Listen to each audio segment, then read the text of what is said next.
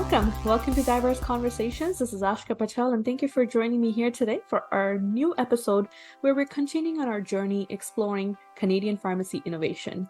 Today, the guest I have the opportunity to share this conversation with is a dear friend, a mentor, a guide, and a teacher who really impacted my professional career very early on during my education days.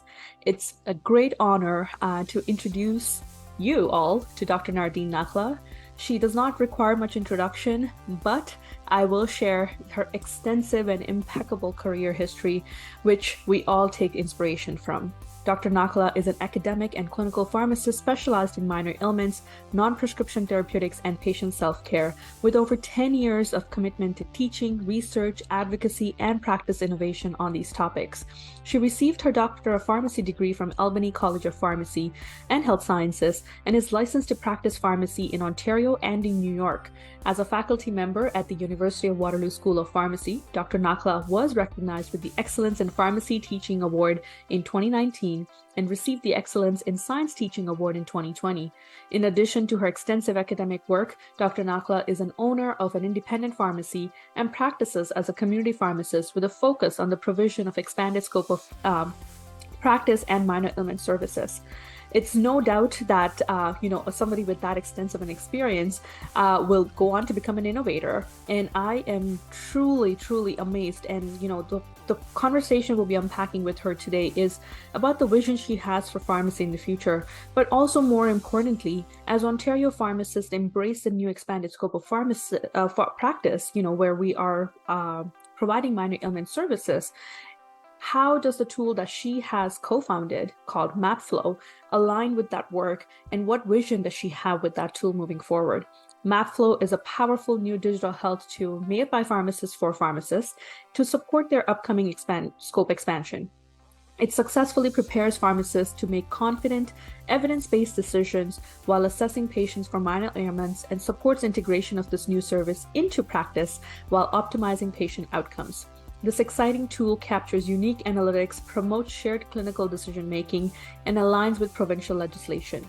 Most importantly, it enables pharmacists to provide patients with customized care. I'm really excited to learn more about MAPflow, and I hope you are too. So please join me in this conversation with Dr. Nakhla, where we'll be talking all things pharmacy and minor ailments.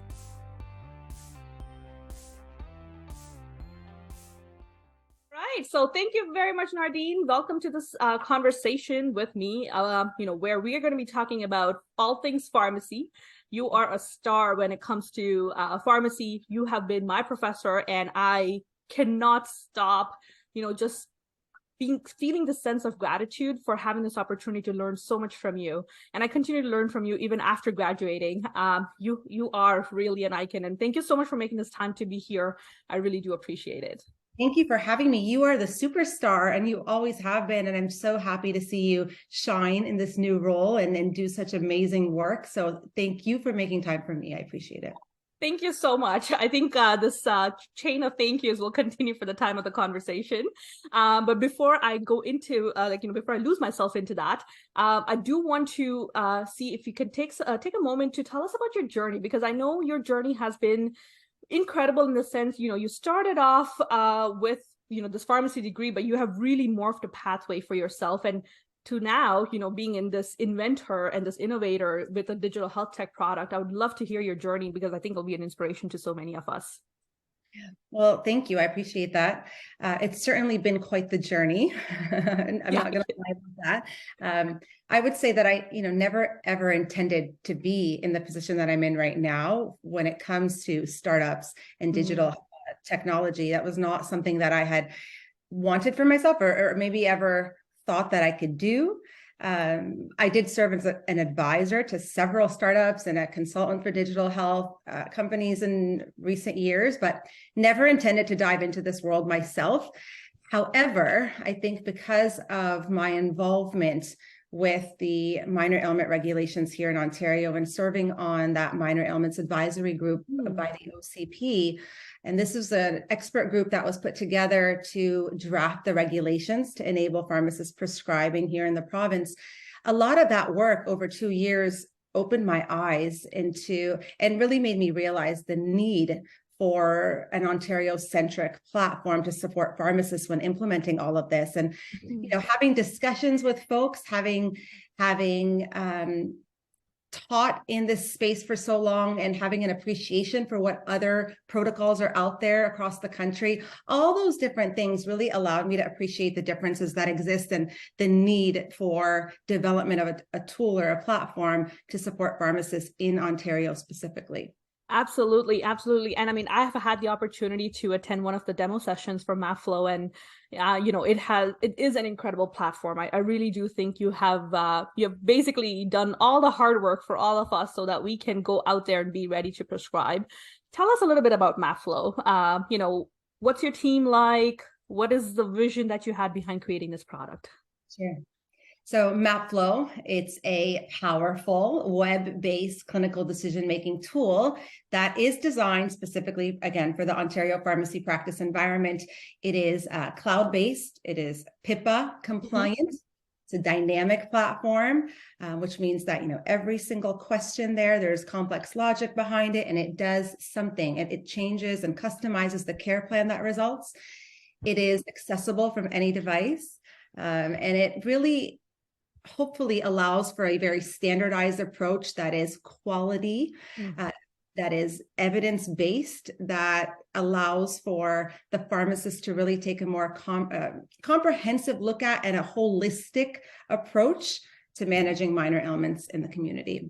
Absolutely. Sorry, go ahead. No problem. You asked about the team. Yes. So the team, the founders are myself, Dr. Andrea Edginton, and she is a professor and the current director of the School of Pharmacy at the University of Waterloo. She is a pharmacokineticist and researcher, and she is currently MAPflow's COO. Okay. And one other person, so Mikhail Savest, and he is our CTO. He's a software engineer. He's been doing this for 20 plus years, building scientific software platforms and for the pharmaceutical industry. So he is just absolutely brilliant.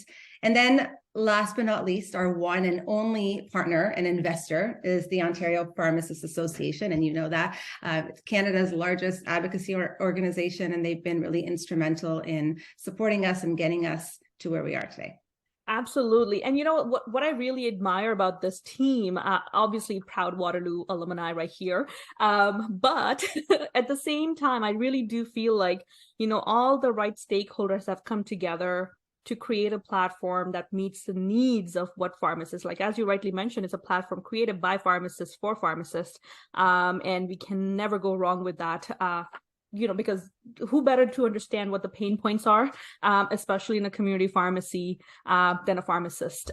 So thank you so much for creating this. I'm sure it was not an easy process to do that, to bring this to life. But, how is MAPflow, like, how is this different? Because, there are other companies out there which are not specifically Ontario specific, but there are within Canada. And so how does MAPflow compare to those platforms, just so that our viewers and our audience can kind of understand what is different about it? Yeah, happy to answer that. But I do want to say one thing first, which is, while we are the core team, Andrea, OPA, and myself, we have engaged with dozens of subject matter experts who have helped develop and review clinical content. We work with software developers and designers to optimize the system. We've had pharmacists and non-pharmacist users who've really helped us ensure the software is intuitive and efficient and while remaining effective. So we couldn't have done it without all those individuals as well. So definitely takes a village for sure. Yes. I wanted to shout those individuals out, but your question is a very important one. And so I think there are other platforms out there. There's other tools available out there. And I think we have done a number of things to differentiate ourselves. It may take some time to go through, Aska, but I can go through kind of the key features. Yes, please.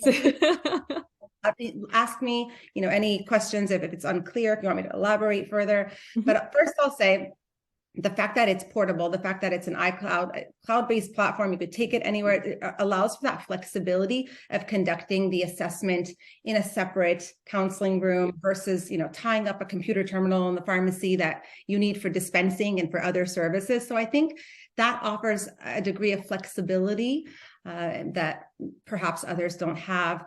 We are integrated with the CPS, so the eCPS, and that allows for quick and easy access to, the various chapters and evidence, and while you're within an assessment. And so that platform is embedded right within our own. And I think that that's really helpful for assessing dermatological conditions, things like impetigo, atopic dermatitis. Looking at pictures always helps, and the eCPS has all of that in the chapter. So that's something that I value and I think is different about us. I also think from a legal standpoint, and that's something I'm very focused on, MAPflow is the only solution that I'm aware of personally that is Ontario specific, meaning that it ensures all the therapeutic options embedded within our algorithms are within scope of pharmacists in Ontario. And that's really important because Ontario regulations are so very different than other provinces. And so we have to prescribe within these AHFS classifications listed in Schedule 4 of the regulations. And that's been a whole situation to manage right now. Yes. And because of that, what we've done with MAPflow is we've embedded the AHFS classifications for each agent within our platform to take that guesswork out, to ensure pharmacists feel comfortable and confident that they're prescribing within scope. That's a really big thing for us. Second, because in Ontario, our regulations don't insist that we have to use drugs that have an official Health Canada indication for a certain ailment, that allows us to prescribe sometimes more agents than are available elsewhere. So, other platforms exist, for example, the MedSask algorithms, which are excellent in Saskatchewan. Always referred my students there. I've used them to teach and they've been great. But that may be problematic for pharmacists practicing here in Ontario. Yes. Right? It's because they are restricted to Health Canada indications for certain. So for things like cold sores, you can go with like an oral valacyclovir there. But here we could do famciclovir and acyclovir orally because we're not restricted to those Health Canada indications. So again, very much customized to Ontario environment. Using that MedSask as an example, dysmenorrhea, primary dysmenorrhea, they can prescribe NSAIDs. They can also initiate hormonal contraception in that province, which is also a first-line therapy for primary dysmenorrhea. If a pharmacist in Ontario were to initiate hormonal contraception for primary dysmenorrhea, they would likely lose their license, or they would be in some trouble because that is way outside of our scope. So that's where I think we're really different, in that we are so Ontario-centric that even the agents that are listed are only those things that follow within our scope. And we have the dosing that gets auto-populated based on the approved dosing for that ailment for each of those agents. And we have these tooltips, which are different than everybody else. So yes. I love those two features. Sorry to interrupt, but do you think they're helpful? They are very helpful, because think about it this way. The community pharmacy right now that we are dealing with, they're so busy. They're busy. They have been busier than they have ever been before. And so what are, anything that can help, even if it's just, having those dosing ranges provided and the frequency provided, it takes away so much time having to refer to a reference book or whatever else it is, right? So thank you for thinking of all of that when you were designing this.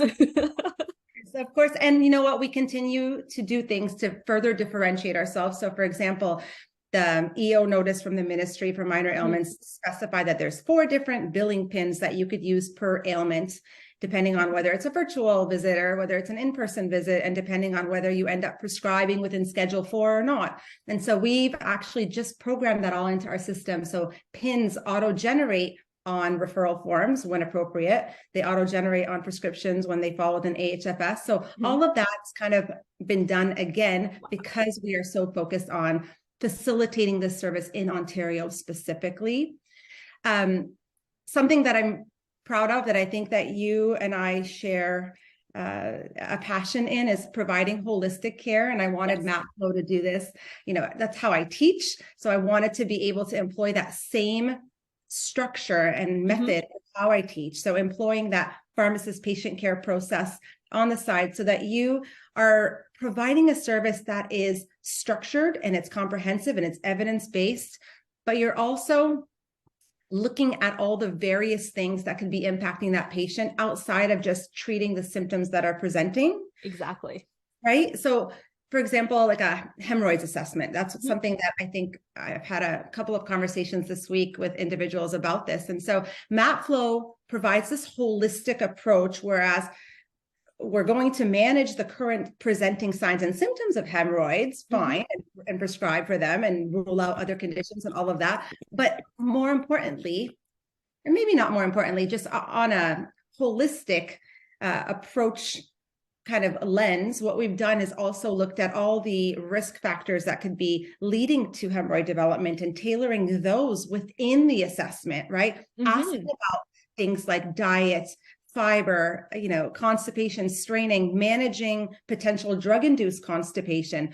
All of these things are embedded within the assessment. So you're not only treating the hemorrhoids at the end of the day, you are managing any potential underlying factors that could be contributing. You're offering non-drug therapies like sitz baths. You're offering non-prescription therapies like astringent wipes or something else that could be providing some symptomatic relief temporarily. And you're doing all this in one assessment, right? So it's this holistic care that I think all of our patients deserve and pharmacists are equipped to do, but it puts it all together on this platform. And that's something that I'm super proud of. And I think that makes it stand out from others. Absolutely. And sorry to interject, but I really do feel like you are really optimizing the pharmacist in terms of the expertise we bring to the table, right? Be it with prescription, but also with over-the-counter therapies as well. Like we have always done this, but now we have a formal way of documenting it and showing that this is what we are offering and this is what we are doing. So I really do feel like this is really a step forward in the right direction for us as a profession.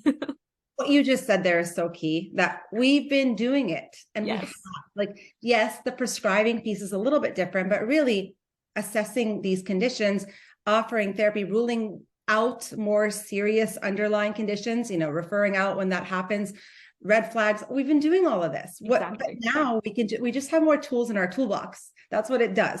You can prescribe from a wider range of agents.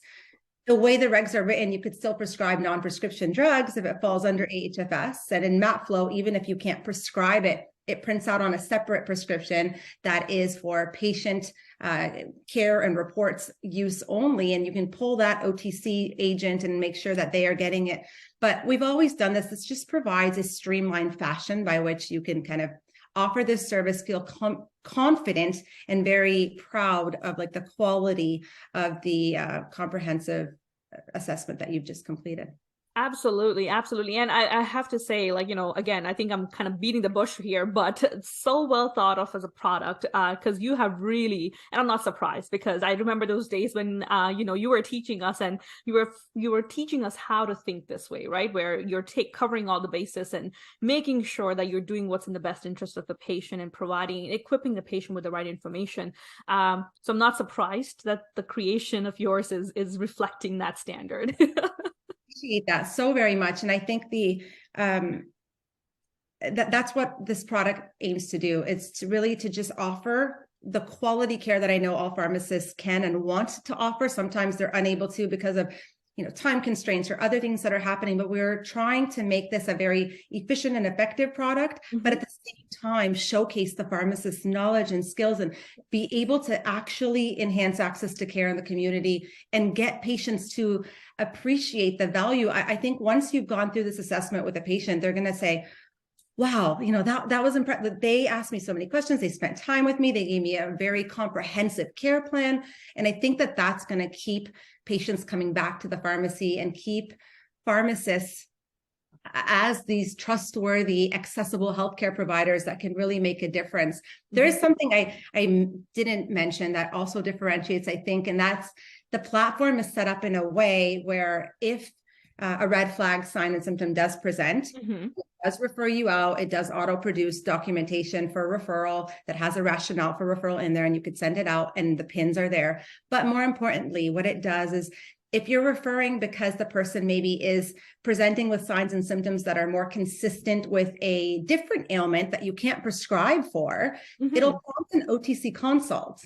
And it'll print out a form for that pharmacy and say, this patient presented with signs and symptoms that we thought were atopic dermatitis. However, it's actually way more consistent with scabies. Right. And so OTC consult generates for that pharmacy and they're able to do that consultation and offer additional services in that way, and then manage it via an OTC consult. It also auto prompts whenever there's a flag for like a new minor ailment assessment from within one already. So you're doing allergic rhinitis, for example, you're done with that, but the patient has a lot of ocular symptoms that are bothersome.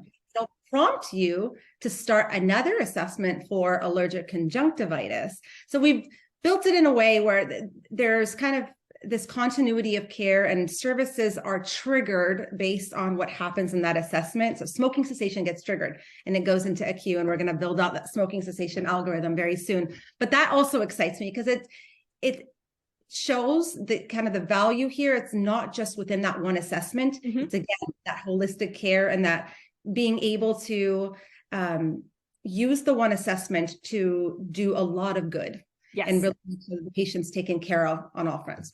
Absolutely, absolutely. I mean, again, a very well thought of product. And I really do feel like, this is just the beginning of what you have started. It has so much potential in terms of what it can offer to community pharmacists, especially in terms of clinical decision making, right? We really have, we don't have that many tools to begin with.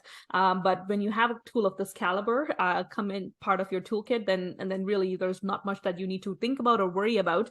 And it saves you a lot of time that you could be using it for other clinical services. And I can only think of all the revenue that you can be generating through all these different avenues, right? Speaking of revenue, I guess maybe I'll ask you this question: what is the ROI of signing up with MAPflow, and what can a pharmacist expect when they sign up with MAPflow? Yeah. Well, it's a funded assessment, right? So I think the ROI is a bit more clear because of that. What we know is in other jurisdictions, an average consultation for a minor ailment will take about 15 to 20 minutes, plus another 5 or 10, up to 15 for documentation. So let's just say it's a total of 30 minutes to do all of that. The average pharmacist salary here in Ontario is about $45, $50. So spending a half an hour on this and delivering this service, you could be losing money. Yes. Actually generating revenue. We have tested MAPflow for a number of months now. We have users who have done it, and the average time it takes from start to finish for a consultation, including the documentation, is 6 to 10 minutes total. Wow. Going from 30 to 6 to 10. And I think as you become more proficient with the system, it's quicker.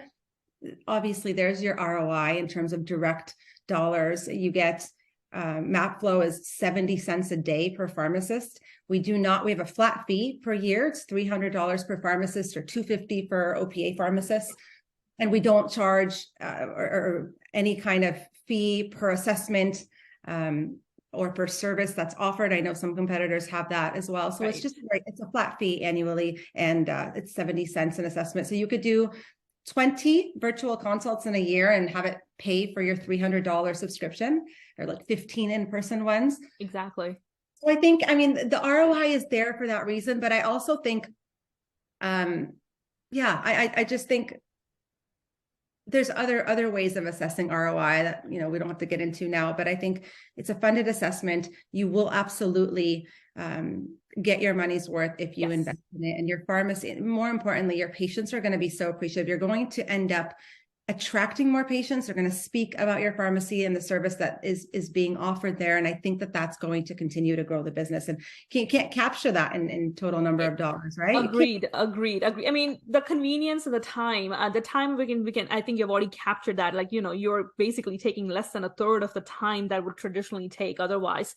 And that's if you have a proper system in place, that's 30 minutes. But if you don't, then it will take longer. I've had some pharmacists, who have initially implemented this minor ailments, and they were saying it takes about 45 minutes because, again, the comfort and, making sure that they're checking off all the boxes and everything else, it takes time to do that. And that, when you have a solution which supports you and kind of walks you through the decision making, it takes away a lot of that guesswork, and which makes you a bit more confident in the decision that you would reach for your patient.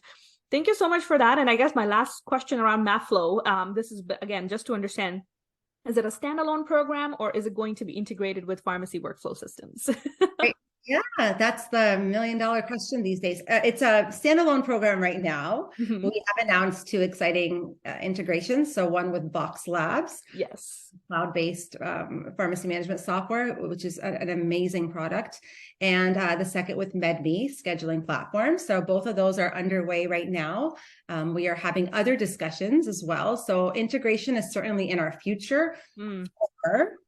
I will say, for myself, I'm just a very strong believer in having right now, as we are all, it's a learning curve for all of us to offer these, assessments, having the ability to have a standalone product, to practice on it on the side, to again, go into a private counseling room and do this, and then come back to the terminal. I think there's value there. And I think integration will be great. It will reduce the input of information system, the patient data, the provider data, all of that. That's great.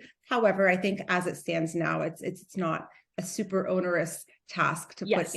in patient info. Absolutely. The way you described it with the auto-generated reports, the PIN numbers, everything else, like, you literally can have one of your staff members assist you with the inputting of that information, scanning of those documents into the file, whatever else it be. So it's already pretty streamlined right now. And I guess integration in the future will make it even more streamlined. Awesome. Well, thank you so much for sharing that about MAPflow. And I know, like, as an innovator, I think you have kind of alluded to, and you've kind of spoke about this at few intervals as well. It's never easy to think of a product and then bring it to life. And I'm sure you have had your own hurdles and challenges that you had to overcome.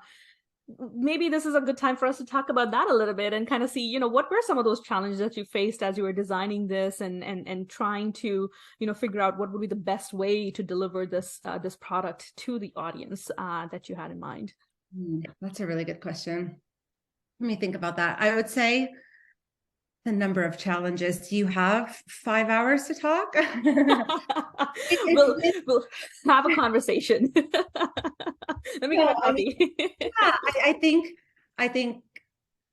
I was lucky in that we had such we still have such a strong team that has very different skill sets that were able to contribute to this, and the design and thinking through all the logistical pieces, and having the consultants that we work with for look at the clinical pieces. Like, we just had a lot of that come together nicely. And so there's always going to be challenges bringing something to life. And I think one of the clearest challenges was the fact that the ministry released the parameters around prescribing 2 weeks before launch. Yes.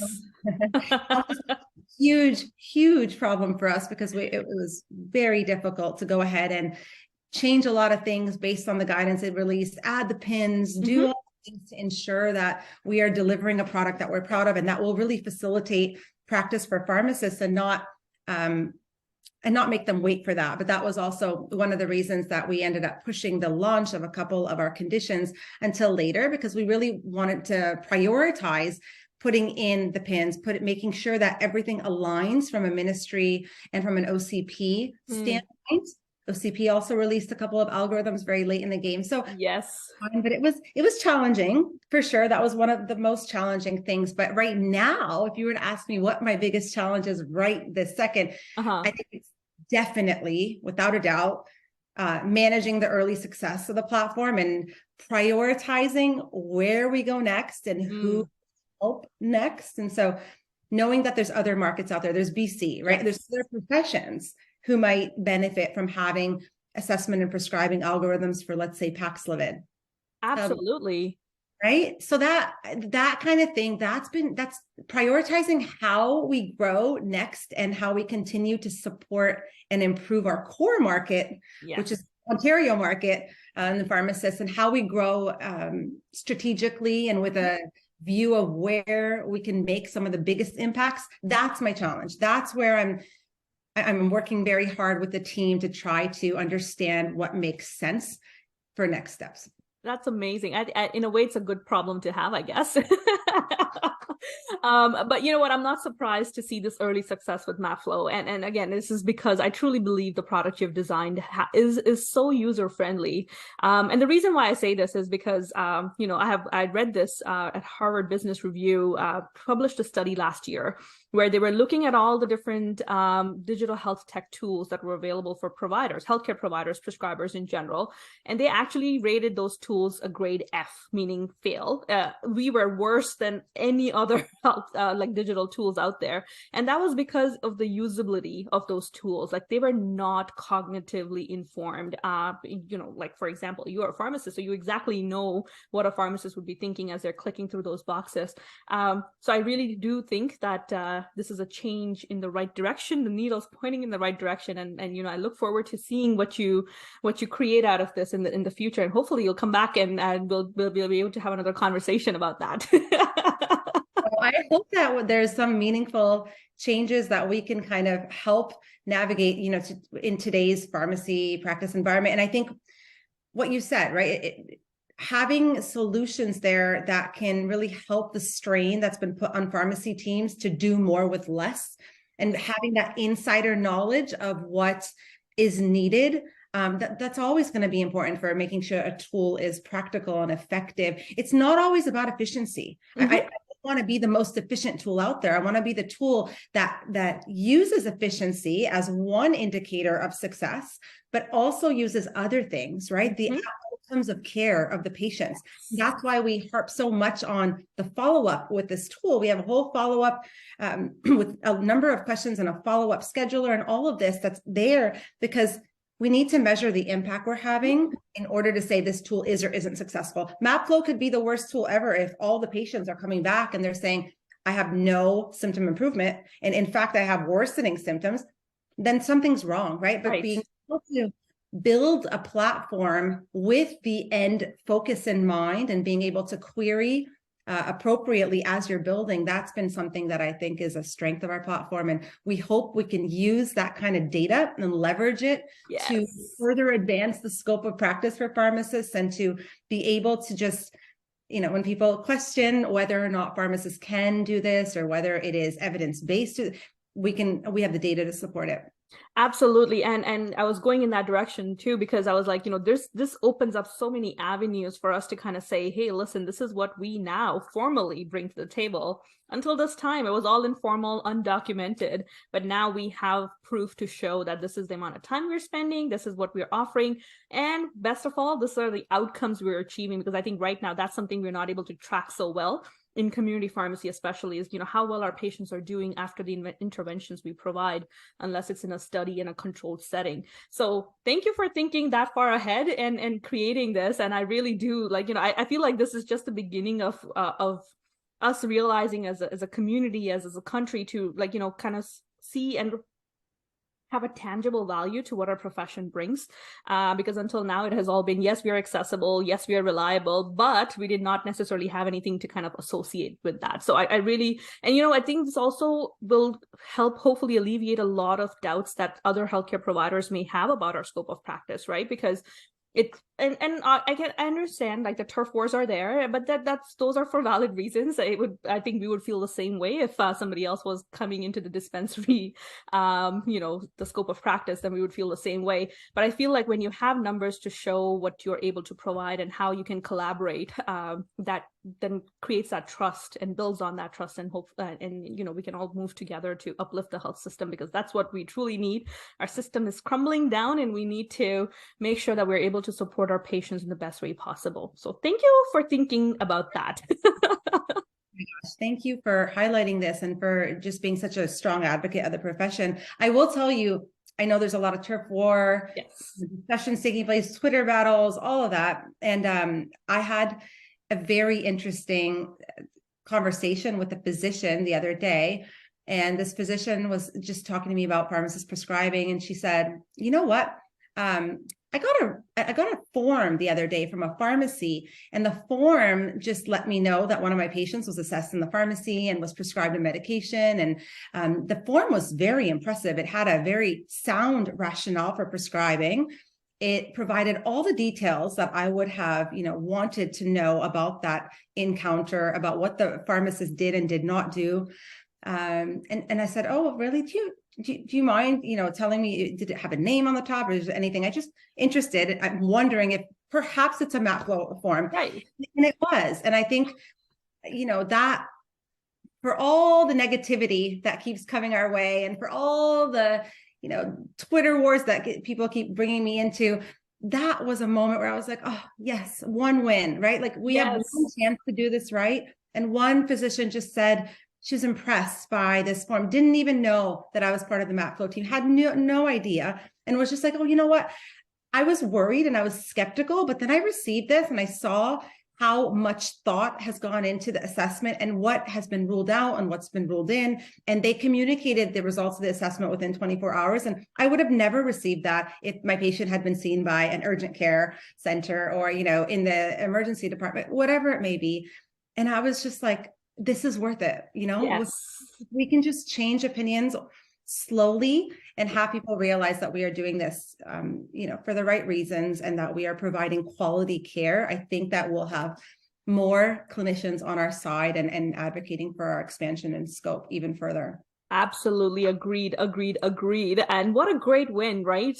It's those little conversations that then turn into loud noise. And that's what I'm hoping is for us to, prove, not that we have to prove to anyone, but to kind of show that, yes, we are here to collaborate and we are here in our patients' best interest. It's not just business. It's we are here to help our patients, who can be our neighbors or whatever else they could be, but that's what we are here to do, is support the healthcare system. So, wow. What a note. I'm just like, I'm like, this is the type of information that does not go on Twitter. But hey, we'll have this highlighted here in this podcast. And I guess I'm gonna switch gears a little bit because I do want to tap into your expertise. You have, I like, for the longest of times, I remembered you have always been an advocate, a strong advocate for a profession, especially when it comes to minor ailments, over-the-counter therapies, etc. What are some things, I guess, some tips or advice that you have for pharmacists as they embrace this prescribing scope of practice, and what are some things that they can do to feel comfortable with the scope of practice in case they're kind of on the borderline of, should I do it, should I not do it, do I feel comfortable with it, do I not feel comfortable with it? Yeah, that's a really good question. My first piece of advice, and I've shared this so much in the past week and a half, I can't believe it's less than 2 weeks since this was enacted, has been start slow. Yes. And build up, slow and steady, right? Slow and steady wins the race. Don't try to offer everything all at once from, January. Start with some ailments that you feel really confident in and that you, have been assessing for a long time, and that you just feel that you can deliver quality care. Start with those, get the process established, become more comfortable, add more conditions and services as you move along. Don't take on too much too soon. Right. Burnout can happen, right? So, and I just think it's overwhelming. And I think this is now our scope. So you won't lose the ability to do this, hopefully. But start slow and go steady and get your whole team involved. It cannot be one pharmacist in a store that is implementing and doing all the work. Get your entire team on board. Have somebody who's responsible for identifying folks who are in the OTC aisles, roaming, overwhelmed by all the options that are available, and have people who are able to go meet the patients where they're at and say, hey, you're looking for something for acid reflux. Do you want to spend some time with our pharmacist and talk about your condition, your symptoms? Perhaps there's an opportunity for the pharmacist to prescribe something. Have that dialogue, have people trained in what to say. I think that's critical, absolutely critical. MAPflow does something a little bit different, where within the platform, I talked about the pharmacist patient care process. It's 5 steps. The first step is always collecting patient information. That collect piece could be delegated. So you could have somebody who always goes in with a patient, collects that info before the pharmacist comes in to assess the gathered info.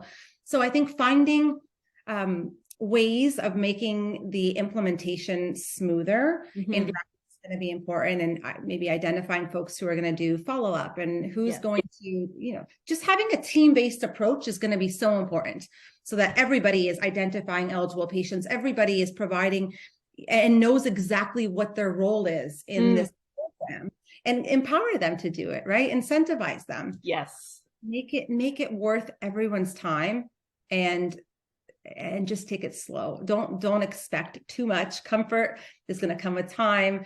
And I think, if we could do meds checks and all these things that for me have always been this overwhelming experience coming, into Canada from the US. And I will never forget 15 years ago and them saying to me, we have this program called a meds check in Ontario, and you review everything about a patient's profile and all their medications, and you identify drug therapy problems. And I was like, what?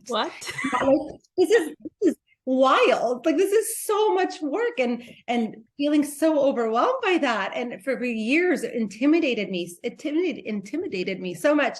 And it took so much time to develop proficiency and feel comfortable saying, oh, I could do a meds check. It took me a lot of time. And I think this is an example of something that will take some time. And I think we'll have to find the sweet spot and find ways of making it efficient and effective, and resources to support the pharmacists in delivering it. But just like with the meds check, it's going to become hopefully intuitive and hopefully become easier with time, the more times you deliver it. Absolutely. I so agree with you. Like, being comfortable with the areas, the minor ailments and the therapeutic areas, and making sure taking your time, so important, because I feel like there was a lot of unintended pressure that was created amongst pharmacists, where they felt like they had to offer the service, and it was not the case, right? It is a scope of practice, and we choose to decide whether we want to be part of it or not.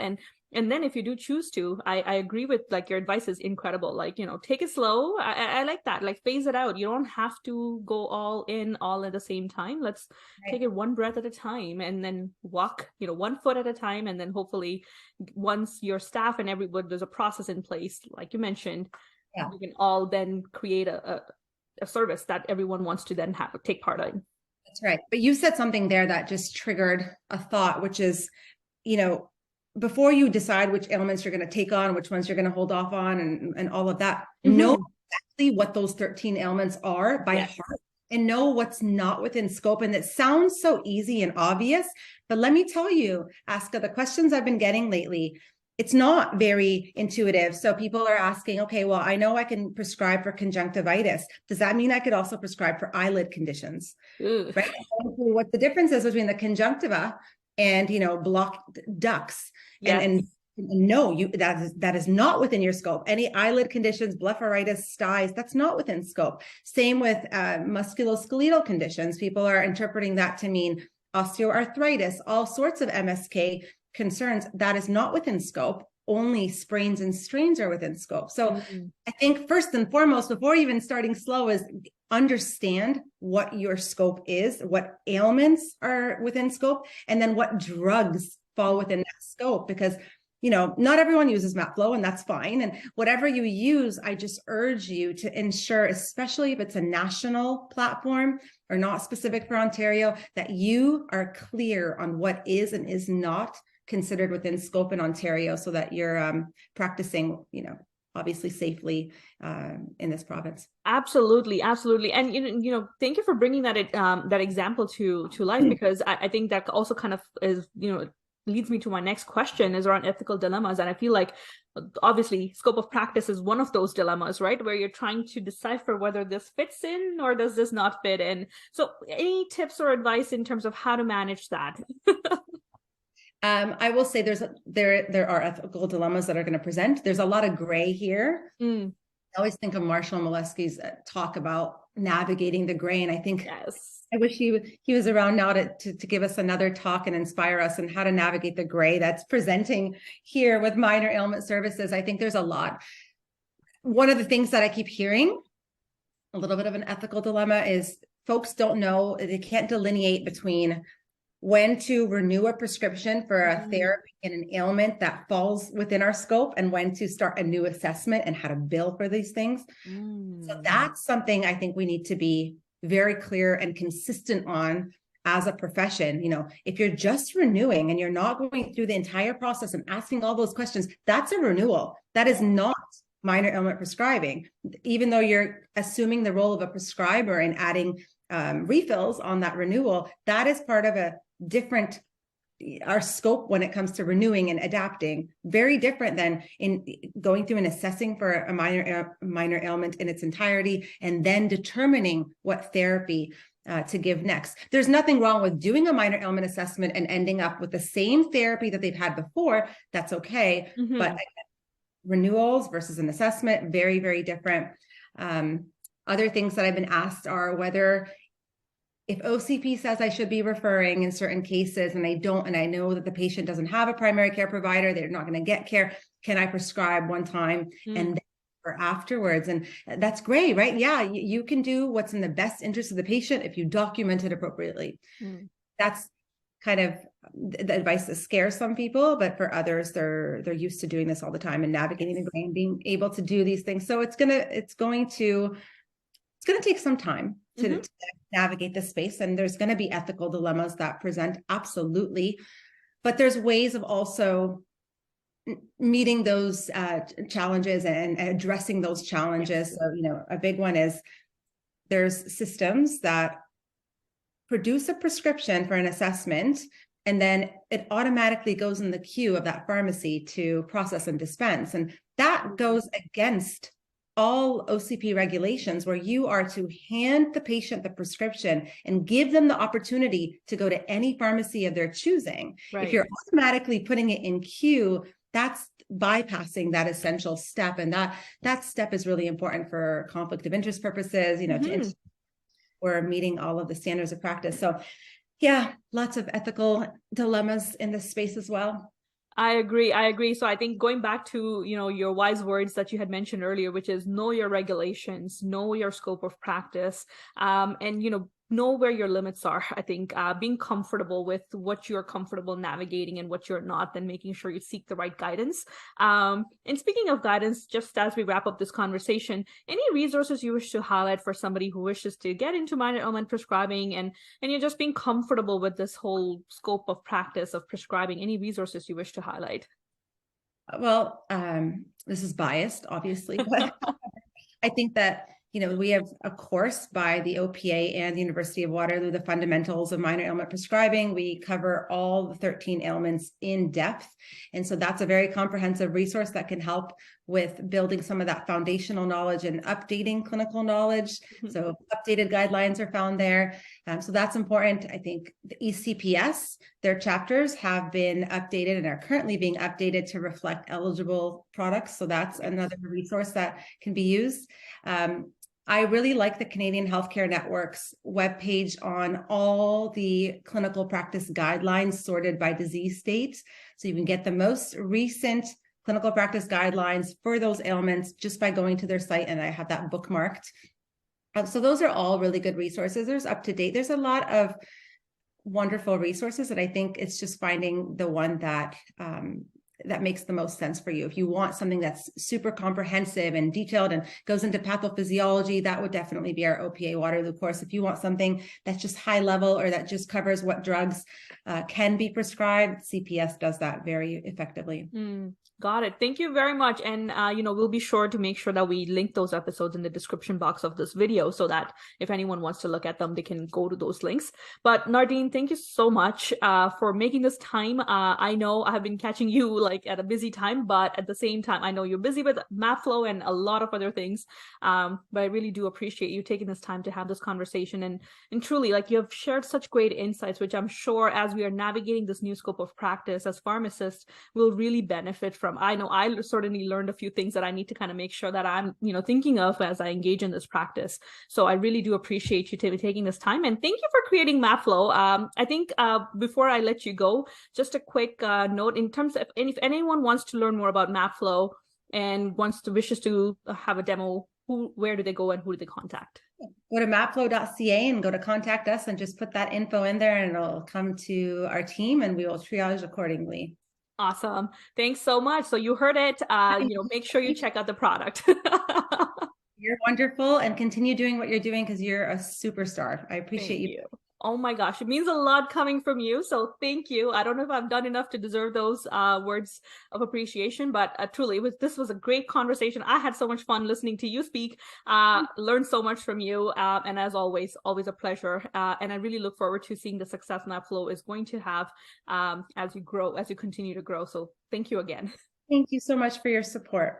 Thank you. And with that, we'll wrap up this conversation. Thank you so much for joining us. Stay tuned for our next conversation next week. Until then, check out the links in the description box below and be sure to leave a comment if you have a question. All right, with that, bye-bye.